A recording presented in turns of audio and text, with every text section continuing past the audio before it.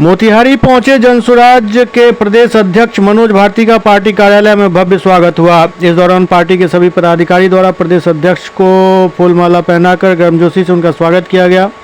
जिला जनसुराज के जिलाध्यक्ष रामचरण यादव की अध्यक्षता में जिला संगठन एवं अनुमंडल स्तर के संगठन के सभी पदाधिकारियों के साथ प्रदेश अध्यक्ष मनोज भारती ने बैठक की। वहीं राष्ट्रीय लोक समता पार्टी के अभियान समिति के प्रदेश अध्यक्ष सुभाष सिंह कुशवाहा ने इस्तीफा देने के बाद जनसुराज पार्टी प्रदेश कार्यालय में सदस्यता ग्रहण करने के बाद मोतिहारी कार्यालय में उनका स्वागत किया गया। बैठक के बाद प्रदेश अध्यक्ष मनोज भारती एवं जनसुराज पार्टी नेता सुभाष सिंह कुशवाहा ने प्रेस वार्ता कर संगठन को मजबूत करने और सरकार बदलने की बात कही। इस दौरान प्रदेश अध्यक्ष ने विभिन्न मुद्दों को लेकर बिहार सरकार पर भी हमला किया। साथ ही तेजस्वी यादव के माई बहन मान योजना पर भी सवाल खड़ा किया।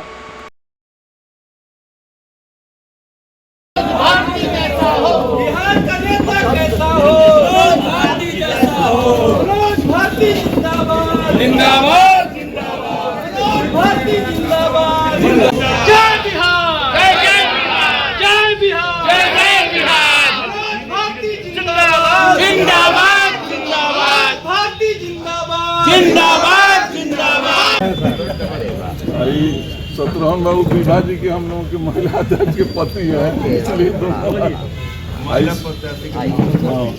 सुभाष कुशवाहा जी हैं।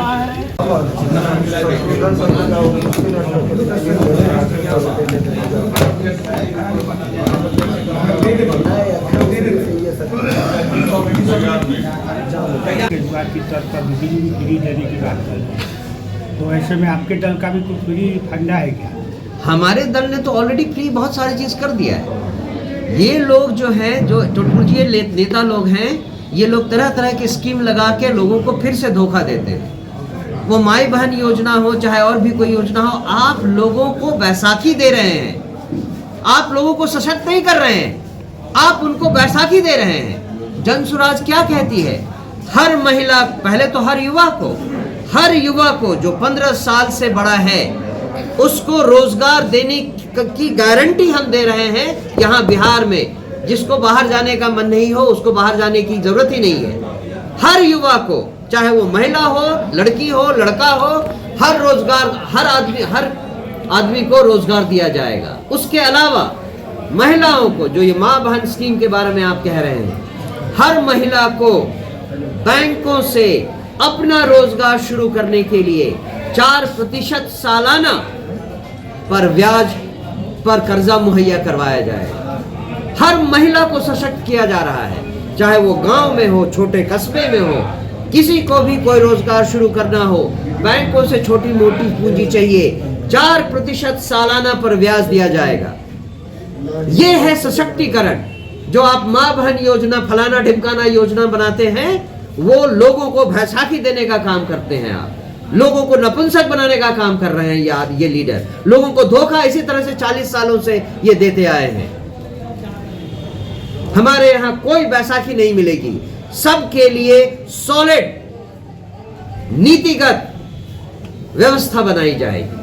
और टिकट वितरण का क्या पैरामीटर रहेगा? जगह से, हर विधानसभा क्षेत्र से लोगों को कहा गया है जो अपने आप को काबिल समझते हैं वो अप्लाई करें। हर जगह से अभी तक 243 सीटों के लिए 12,000 एप्लीकेशन आ चुके हैं। लास्ट डेट अभी भी 11 मार्च है। हर विधानसभा क्षेत्र से कम 10-15, कहीं से 60 लोगों ने अप्लाई किया है।